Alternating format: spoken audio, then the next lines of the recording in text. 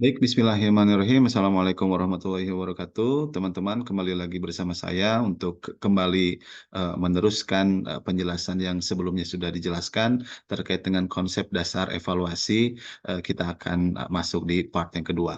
Eh, di part yang pertama kita sudah bersama-sama berdiskusi terkait dengan apa itu yang menjadi terminologi evaluasi atau penilaian, kemudian apa yang menjadi tujuan dari penilaian, kemudian apa yang menjadi fungsi penilaian, dan yang terakhir kemarin kita sudah menjelaskan terkait dengan domain atau ruang lingkup dari penilaian seperti itu. Nah, yang selanjutnya terkait dengan domain atau ruang lingkup penilaian, kita kan sudah mengetahui bahwa dari domain itu ada tiga gitu ya, yang kita akan lihat sebagai seorang guru dalam proses pembelajaran, yaitu dari knowledge atau kognitif, kemudian skill atau keterampilan atau psikomotorik, kemudian sikap atau afektif seperti itu. Nah, dari ketiga hal ini sebetulnya yang menjadi pertanyaan selanjutnya adalah bagaimana sih cara mengukurnya?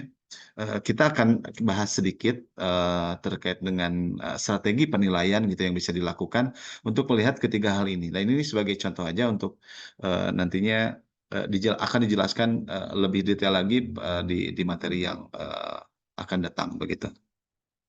Nah, dari ketiga hal ini sebetulnya yang ingin kita lihat ada strategi yang bisa digunakan untuk penilaian domain hasil belajar. Nah, ini dari strategi ini sebetulnya menjelaskan terkait dengan jenis instrumen. Ada jenis instrumen. Sebagai gambaran bahwa instrumen itu terbagi menjadi dua, yaitu ada jenis instrumen tes atau non-tes. Begitu ya. Ada tes atau non-tes. Dari instrumen tes, sebetulnya apa itu instrumen tes? Instrumen tes itu eh, se- agar lebih mudah dipahami adalah eh, penugasan yang diberikan oleh siswa, yang diberikan kepada siswa untuk dikerjakan, dan siswanya secara psikologi merasa sedang dites gitu, merasa sedang dites. Jadi makanya jenisnya bisa bisa mengisi pertanyaan begitu dalam UTS, UAS, kuis gitu. Jadi serasa siswa itu sedang diberikan tes oleh gurunya seperti itu. Dan siswa juga tahu dan sadar bahwa ketika sedang mengerjakan tes tersebut, guru ingin melihat seberapa jauh pemahaman yang dimiliki oleh dirinya. Oke, itu terkait dengan jenis instrumen tes. Sedangkan jenis instrumen non-tes itu sebaliknya. Jadi ketika guru memberikan instrumen non-tes kepada siswa, siswa tidak merasa sedang dites secara psikologi begitu ya. Eh, Siswa juga nggak sadar apakah ini tuh guru tuh apakah sedang mengecek seberapa pemahaman yang dimiliki oleh dirinya atau tidak seperti itu. Nah, si jenis tes atau dan non tes ini nantinya akan ada beberapa jenis gitu. Yang tes ada tes tulis, kemudian tes lisan, tes uraian, kemudian ada tes unjuk kerja dan lain sebagainya. Nah, sedangkan yang non-tes ada beberapa jenis juga, nanti seperti ada observasi, survei, kuesioner, eh, kemudian angket, dan lain sebagainya. Jadi ketika diberikan itu kepada siswa, siswa tidak merasa sedang dites atau tidak sedang dicari informasinya, padahal guru itu ketika memberikan itu, ketika melakukan hal tersebut itu sedang menggali informasi-informasi yang ingin didapatkan dari siswa seperti itu. Nah, dari beberapa contoh jenis tes dan non-tes tersebut, dalam penilaian domain itu bisa dilakukan juga. Nah, misalkan untuk penilaian kognitif, eh, sebetulnya yang cocok untuk diberikan atau digunakan oleh guru dalam menggali informasinya apa? Apakah tes atau non tes? Nah, secara umum untuk mengetahui kemampuan kognitif itu dengan menggunakan tes tentunya. Jadi kognitif itu untuk mendapatkan informasi eh, kognitif dari siswa, guru bisa menggunakan instrumen tes. Salah satu jenisnya, contohnya bisa menggunakan ujian tulis. Ujian tulis ini ada macam-macam, ada objektif atau pilihan ganda, uraian, kemudian benar salah, dan sebagainya. atau tes lisan begitu.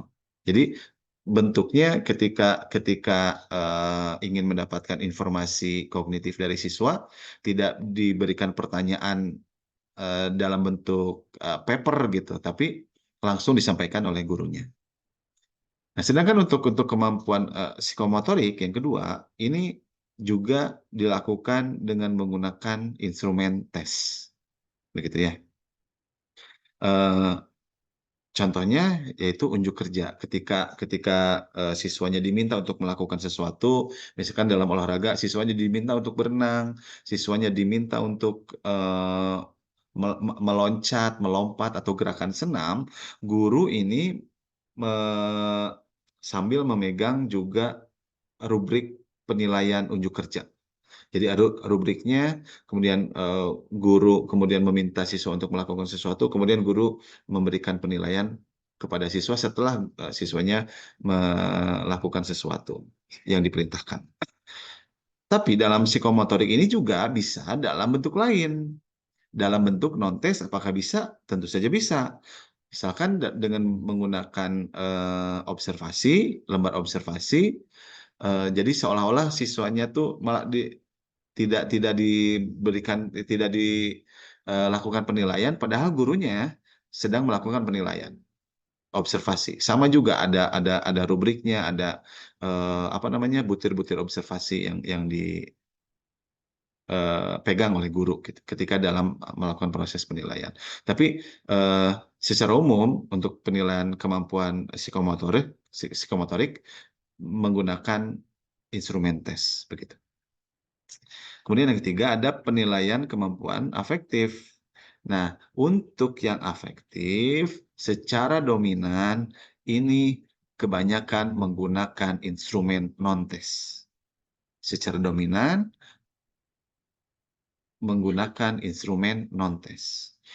Jadi karena ini afektif, sikap, kebiasaan dan sebagainya, kita nggak bisa kayak sedang dites gitu siswanya dengan menggunakan instrumen tes yang lisan lagi misalkan. Kamu gimana? Apakah sudah membantu orang tua atau tidak? Apakah kamu seperti itu? Kalau seperti itu, jadi siswanya sadar bahwa dia sedang dilakukan penilaian kepada dirinya terkait dengan aspek-aspek sikap atau afektif. Jadi makanya bisa dilakukan dengan menggunakan instrumen non-tes. Jadi guru akan mendapatkan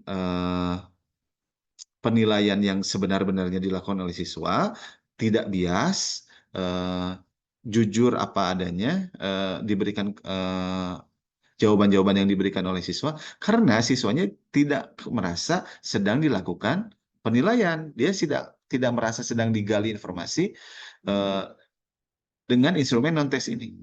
Misalkan dengan pengamatan. Jadi seolah-olah gurunya tidak memberikan penilaian, padahal siswanya sedang dilihat bagaimana dia bertanggung jawab dalam kelompoknya, sedang dilihat bagaimana si siswanya menghargai temannya, menerima apa namanya kritik, misalkan seperti itu.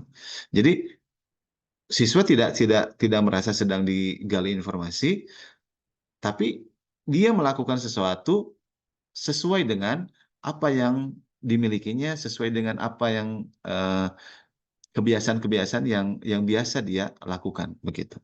Jadi tidak ada intervensi begitu. Seolah-olah tidak ada intervensi. Jadi eh, siswa pun natural melakukan sesuatu yang biasa dia lakukan seperti itu. Jadi untuk kognitif itu secara dominan pasti itu tes, psikomotorik ini 50-50 antara tes dan non-tes, sedangkan afektif secara dominan non-tes, seperti itu. Oke, kita lanjut ya untuk pembahasan yang berikutnya terkait dengan jenis penilaian. Nah, seperti yang dijelaskan di sesi yang pertama atau part yang pertama, bahwa jenis ini sama dengan fungsi. Jenis dan fungsi ini sama. Jadi jenisnya yang bisa kita gunakan saat ini dalam kurikulum Merdeka. Yang keempat ini diagnostik, selection and placement, formatif, dan sumatif. Seperti itu. Namun sebetulnya juga ada jenis penilaian menurut teori yang lain begitu. Karena gini ya, seperti yang kita pahami bahwa penilaian itu atau evaluasi ini adalah sebuah sistem, sebuah program, dan terdiri dari berbagai macam komponen. Jadi untuk penilaian juga bisa jenisnya bisa diartikan lain. Misalkan eh, evaluasinya ini untuk hanya melihat si perencanaannya aja misalkan, atau misalkan evaluasinya itu untuk memonitor atau evaluasi monitoring seberapa eh, baik atau bisa memeriksa si evaluasi ini ketika ketika menerapkan sebuah program seperti itu. Atau jenis lain evaluasi untuk melihat dampak dari eh,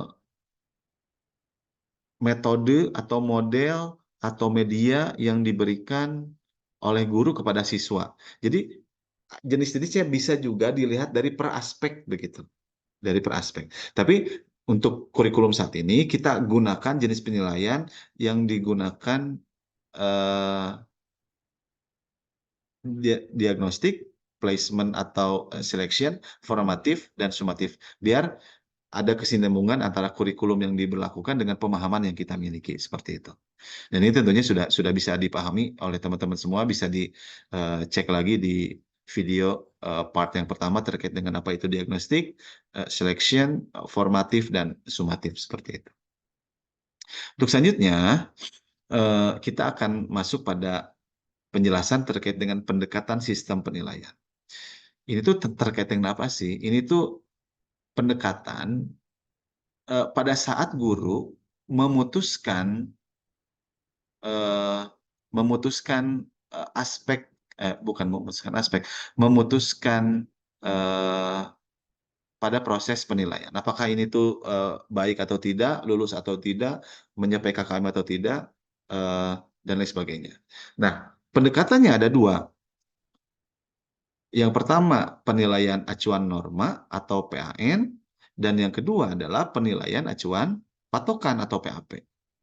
Bedanya apa? Bedanya PAN ini ketika guru memutuskan apakah dia lulus atau tidak, baik atau tidak, mencapai KKM atau tidak, hanya berdasarkan nilai kelompok.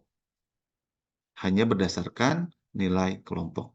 Sedangkan PAP, penentuan capaiannya mengacu pada patokan yang sudah atau ketentuan yang sudah ditetapkan oleh si guru. Oke, mungkin masih bingung ya. Kita jelaskan satu-satu. Terkait dengan penilaian acuan norma. Misalkan di kelas A atau B atau C atau D, ini ada 10 siswa. Ada 10 siswa. Ada 10 siswa. 10 siswa ini nilainya ada yang 60, ada yang 70, ada yang 80-nya ada 4 misalkan. Yang 40-nya ada 1 dan lain sebagainya. Nah, ketika mengacu pada penilaian acuan norma, peringkat pertamanya akan pada nilai berapa? Pada nilai yang 80 tadi, gitu. Jadi nilai yang pertamanya ada peringkat atau ranking pertamanya di angka 80, ranking keduanya ada di nilai atau angka 60, ranking ketiganya ada di angka 40. Kriteria pencapaiannya, apakah dia misalkan kita menentukan KKM nih dari nilai tersebut. Nah, kita ambil rata-rata dari nilai dari kelas tersebut saja. Begitu. Jadi eh, rata-ratanya tidak berdasarkan patokan yang sudah ditentukan. Kalau penilaian acuan norma. Jadi hanya berdasar nilai kelompok kelas saja. Nah, ini akan berbeda dengan penilaian acuan patokan atau PAP. Kalau PAP ini guru itu sudah menentukan dulu, sudah mematok dulu, sudah menentukan dulu, sudah memutuskan dulu bahwa yang KKM ini KKM-nya adalah nilai 80. Yang tidak mencapai 80 tidak lulus, tidak mencapai KKM dan harus remedial. Begitu. Jadi kalau ada yang nilai paling tingginya 80, yang keduanya 60, yang ketiganya 40, berarti otomatis yang dapat nilai 80 doang, yang dapat nilai 80 aja, yang bisa lulus dari mata pelajaran tersebut. Sedangkan yang dapat nilai di rendah-rendahnya itu, dia nggak bisa lulus tuh. Harus mengulang, harus remedial. Berdasarkan penilaian acuan patokan. Jadi kalau yang PAP mah ditentukan aja dulu, si siswanya tuh harus harus dapat nilai berapa minimalnya gitu. Kalau yang di acuan norma, guru nggak menentukan, tidak memutuskan dulu dapat nilai berapa untuk bisa lulus. Kita lihat aja rata-rata kelasnya nanti. Kalau di rata-rata kelasnya ada 70, ya udah atau ya rata-rata kelasnya 55 berarti yang 60 dapat nilai 60 bisa mencapai KKM gitu. Jadi kalau menggunakan acuan norma di kelas eh, semua kelasnya menggunakan penilaian acuan norma, misalkan di kelas ini ranking pertamanya itu eh, yang dapat ranking pertama itu bisa aja yang hanya dapat nilai 60. Sedangkan di kelas lain mungkin yang dapat 60 itu ranking 5 misalkan. Jadi berdasarkan nilai kelompoknya aja. Jadi untuk memutuskan sesuatu bisa dengan dua pendekatan, penilaian acuan norma dan penilaian acuan patokan. Nah, teman-teman nanti sebagai guru boleh menggunakan dua-duanya. Nah, itu juga melihat situasi, kondisi di sekolahnya seperti apa nanti. Apakah, oh saya mah mau menggunakan penilaian acuan norma karena secara apa namanya kompetensi siswanya juga sangat berbeda-beda nih, begitu. Ah, saya mah harus menggunakan penilaian acuan patokan karena kita kita harus bisa tahu, harus ideal yang bisa dapat lulus itu yang dapat nilai berapa. Tapi dengan catatan keduanya itu dengan harus dengan proses pembelajaran yang baik begitu. Jangan karena saya mah mau penilaian acuan norma aja nanti we gimana nanti si proses pembelajarannya mah gimana nanti we nggak ada nilai minimalnya misalnya. Nggak bisa kayak gitu. Tetap harus harus seperti acuan penilaian acuan patokan. Oh, saya ini minimalnya ini harus 80. Berarti proses pembelajaran yang saya lakukan ini juga harus maksimal. Begitu. Oke ya. Nah, kemudian teman-teman yang akan kita bahas adalah terkait dengan prinsip penilaian. Prinsip penilaian ini adalah sesuatu yang harus dipegang oleh seorang guru ketika akan melakukan proses penilaian. Jadi penilaian yang dilakukan guru ini harus berprinsip. Prinsip itu seperti rukun begitulah. Kalau hilang satu ini gugur yang lainnya. Begitu. Jadi ketika melakukan penilaian, pastikan dulu teman-teman semua bahwa prinsip-prinsip ini dilakukan. Apa saja itu? Yang pertama ada kontinuitas atau keberlanjutan. Yang kedua ada komprehensif atau secara menyeluruh. Kemudian ada adil dan objektif. Kemudian ada kooperatif. Dan kemudian ada praktis. Kita bahas satu-satu. Yang pertama terkait dengan keberlanjutan atau kontinuitas. Seperti yang kita ketahui, yang harus dipahami oleh teman-teman semua, proses penilaian itu tidak bisa tiba-tiba dilakukan misalkan di ujung. Atau misalkan teman-teman sebagai seorang guru hanya memberikan penilaian pada saat UTS saja atau UAS saja. Nggak bisa tuh kayak gitu. Penilaian yang dilakukan oleh guru itu harus dari semenjak awal proses pembelajaran sampai akhir dalam sebuah program. Makanya tadi secara jenis ada beberapa hal yang formatif, diagnostik itu kan harus harus dilakukan dari awal bahkan dari sebelum proses pembelajaran. Untuk apa dilakukan hal tersebut? Untuk melihat progres. Begitu. Untuk melihat progres kemampuan siswanya kayak gimana. dari awal pertemuan atau bahkan sebelum pertemuan pertama sampai akhir pertemuan, bagaimana progresnya dilihat. Konti, eh, konti, secara kontinu begitu, keberlanjutan. Jangan sebagai seorang guru hanya memberikan penilaian pada saat UTS atau UAS saja. Karena nantinya akan banyak pertanyaan, misalkan gini, dapat nilai UTS-nya rendah misalkan, tidak mencapai KKM, atau pas penilaian sumatif ketika UAS, siswanya ternyata tidak bisa apa-apa, tidak punya kemampuan apa-apa. Ketika dilaporkan kepada orang tua kaget, kenapa ini anak saya nggak nggak nilainya kecil? Ya nilai bapak, anak bapak ternyata tidak bisa ketika dilakukan tes. Nah, sebelum-sebelumnya kayak gimana? Ya, saya tidak melakukan. Ketika tidak melakukan hal tersebut, berarti tidak akan ada perbaikan pada siswa, tidak akan ada perbaikan pada guru dalam proses pembelajaran. Kalau dilakukan secara kontinu dari awal hingga akhir dalam ada proses diagnostik formatif, ada ulangan harian, ada UTS, UAS. Ketika guru melakukan secara kontinu seperti itu, si guru akan tahu, siswa ini ternyata nggak bisa baca. Oh, ternyata mungkin aja saya yang salah, metode si guru yang salah, saya akan memperbaiki. Jadi ada proses perbaikan di situ karena gurunya melakukan proses penilaian secara kontinu.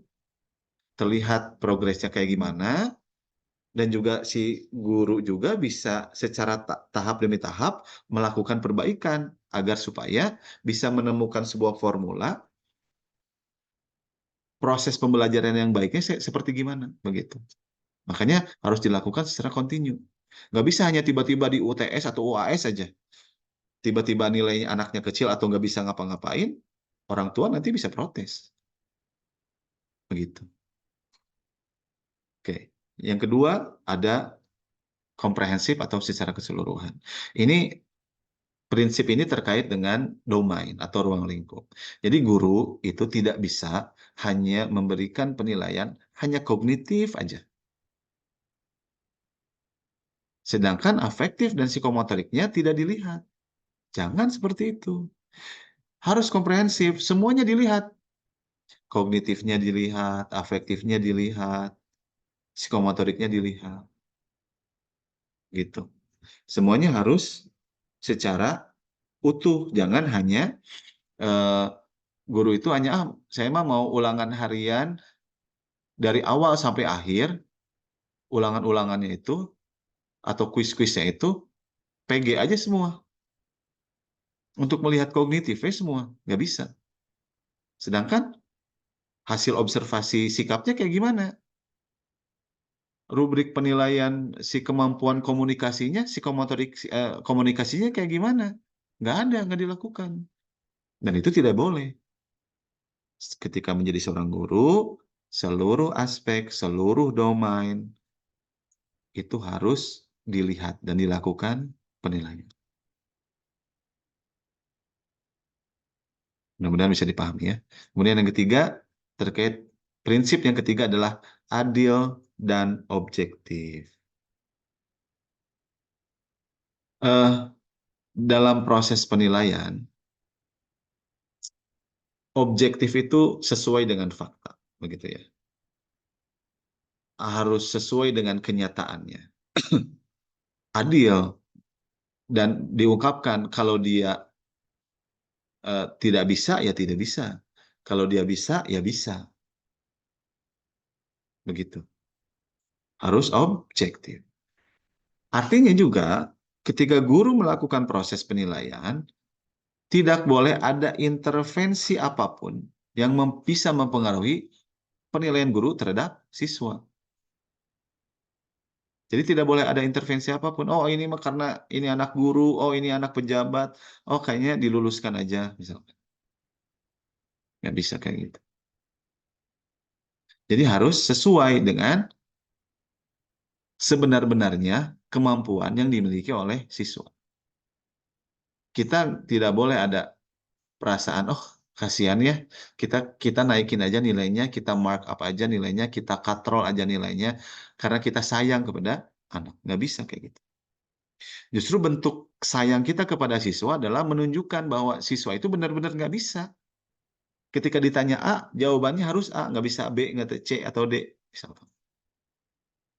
Ketika ditanya A, ternyata jawabannya Z. Masa kita mau bilang bahwa si anak itu bisa? Nggak boleh. Jadi kita harus memberikan penilaian sesuai dengan kompetensi yang dimiliki oleh siswa. Tidak boleh ada intervensi apapun.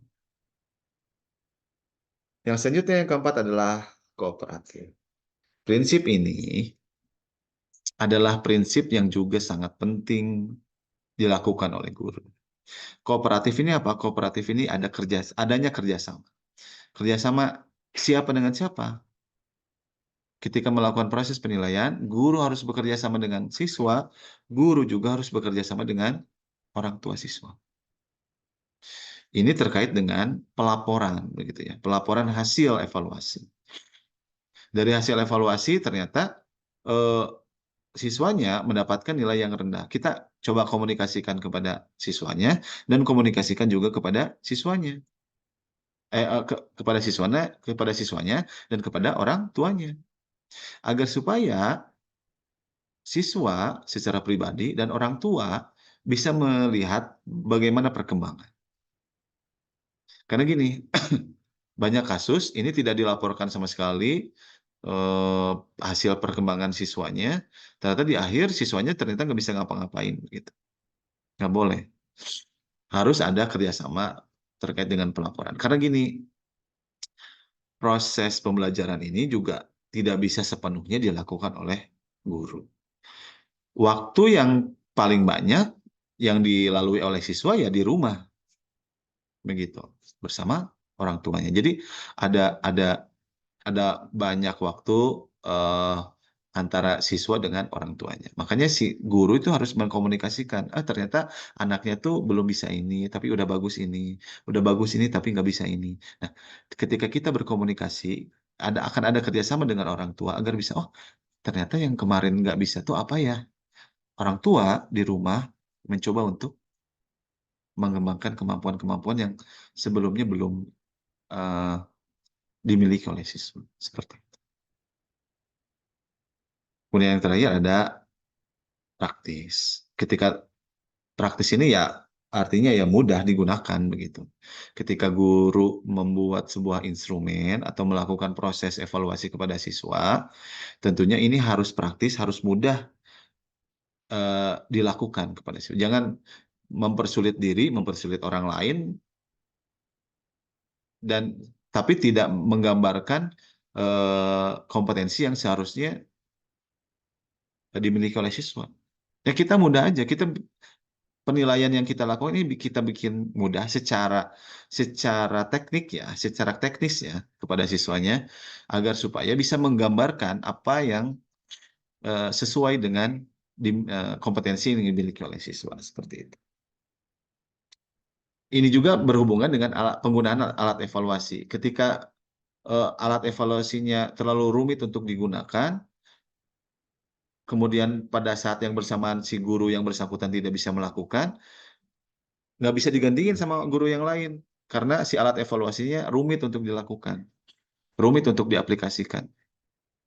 Makanya si alat evaluasi ini harus dibuat mudah, praktis, agar supaya si alatnya ini bisa digunakan juga oleh orang lain pada saat si guru yang bersangkutan tidak bisa. Ada halangan. Oke, mudah-mudahan bisa dipahami. Selanjutnya, yang terakhir terkait dengan prosedur penilaian. Ini terkait dengan langkah-langkah yang harus dilakukan oleh guru eh, ketika akan melakukan proses penilaian. Eh, Seperti yang sudah dijelaskan juga pada saat di part yang pertama, guru itu menyusun alat evaluasi ini bukan di akhir setelah proses pembelajaran, tetapi di awal. Kita lihat sama-sama. Jadi yang pertama, guru itu harus menetapkan dulu kompetensi akhir yang harus dimiliki oleh peserta didik. Jadi bikin dulu tujuan pembelajaran, bikin dulu indikator, siswanya harus bisa ngapain, siswanya harus bisa ngapain, siswanya harus bisa ngapain. Dibikin dulu tuh tujuan-tujuannya setelah belajar sains, setelah belajar IPA terkait dengan lingkungan hidup, siswanya harus bisa ngapain, harus bisa apa, harus bisa apa, harus bisa apa. Ditentukan dulu tuh kompetensinya. Kemudian eh, guru ngapain? Direncanain nih. Nanti tugas-tugasnya apa aja, kuis-kuisnya apa saja, ulangan-ulangannya ada berapa. Ditentukan dulu oleh guru. Supaya bisa menggambarkan secara utuh kemampuan-kemampuan yang seharusnya dimiliki. Dikumpulin bagian per bagian. Oh, ini yang untuk tugasnya untuk melihat ini, kuis untuk melihat ini, ulangan untuk melihat ini, praktik untuk melihat ini, begitu. Nanti kemudian yang selanjutnya guru mengembangkan teknik penilaian. Nah, ini berhubungan dengan instrumen. Nanti instrumennya mau yang tes apa non tes, yang tesnya apa, yang non tesnya apa, begitu ditentukan. Kemudian mau pakai pendekatan yang PAN, pendekatan acuan norma atau pendekatan acuan patokan ditentukan di sini. Kemudian selanjutnya guru menginterpretasikan hasil penilaian. Ini proses penilaian. Oh, ini lulus atau enggak, ini baik atau enggak, ini sesuai dengan KKM atau enggak. Ini gambaran deskripsi kemampuannya kayak gimana di IPA, di IPS, di agama, di PKN dan lain sebagainya. Menginterpretasikan hasil penilaian. Terakhir, guru membuat laporan hasil penilaian. Ini dilaporkan kepada pihak-pihak terkait, dilaporkan ke stakeholder, dilaporkan kepada siswa, kepada kepala sekolah, kepada orang tua dari hasil penggambaran interpretasi hasil penilaian. Begitu. Nah, yang harus dipahami oleh teman-teman semua, terutama bahwa rancangan evaluasi ini dilakukan di awal sebelum proses pembelajaran. Jangan membayangkan bahwa membuat soal T nanti di akhir, nggak bisa. Tapi di awal. Sejak setelah menentukan kompetensi-kompetensi apa aja yang mau dicapai oleh siswanya. Kemudian gurunya merancang alat evaluasi. Merancang ada apa namanya rencanain di tugasnya apa, kuisnya apa, ulangannya apa, jenis instrumennya apa, sistem pendekatannya mau PAP atau PAN, gitu. Seperti itu. Oke, baik teman-teman semua, untuk terkait dengan konsep dasar evaluasi part 2 ini sudah selesai. Mudah-mudahan apa yang disampaikan bisa dipahami dengan baik, dan teman-teman tentunya eh, konsep-konsep ini bisa menjadi bekal eh, agar nanti bisa menjadi seorang guru yang profesional. Terima kasih. Assalamualaikum warahmatullahi wabarakatuh.